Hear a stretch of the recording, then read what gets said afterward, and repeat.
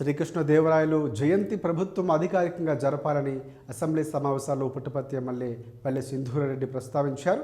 Puttaparthi TDP శాసనసభ్యురాలు పల్లె సింధూరారెడ్డికి అభినందనలు తెలిపారు.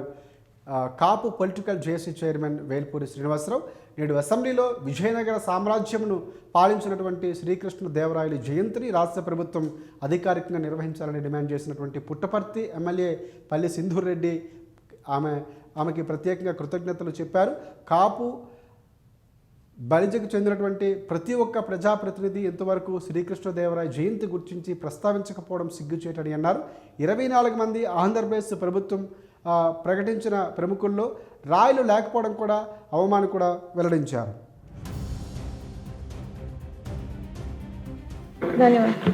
ఆంధ్ర భోజుడు సాహితీ సమరాంగన సార్వభౌముడు అయిన శ్రీకృష్ణదేవరాయల పరిపాలనని బంగారు ఒక భవిష్యత్తు అనుకునేవారు అధ్యక్ష.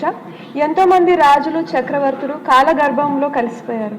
అయినప్పటికీ శ్రీకృష్ణదేవరాయలు మరణించి 600 సంవత్సరాలు అయింది అధ్యక్ష. ఆయన తెలుగువారి హృదయాలలో ఆయన చిరస్థాయిగా నిలిచిపోయారు.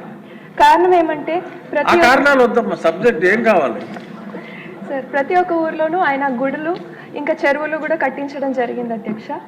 సో అదేవిధంగా ఆయన సాహిత్యం వైపు కూడా చాలా మంచిగా ముందుకు తీసుకెళ్లారు అధ్యక్ష.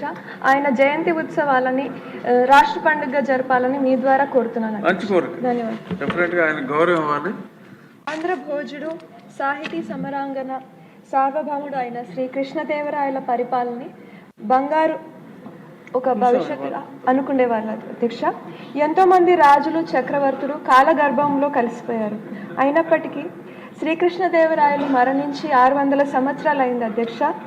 ఆయన తెలుగువారి హృదయాలలో ఆయన చిరస్థాయిగా నిలిచిపోయారు. కారణం ఏమంటే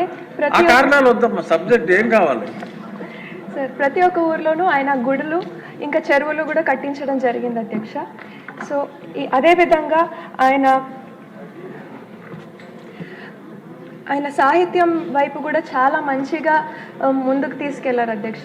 ఆయన జయంతి ఉత్సవాలని రాష్ట్ర పండుగగా జరపాలని మీ ద్వారా కోరుతున్నాను. ధన్యవాదాలు.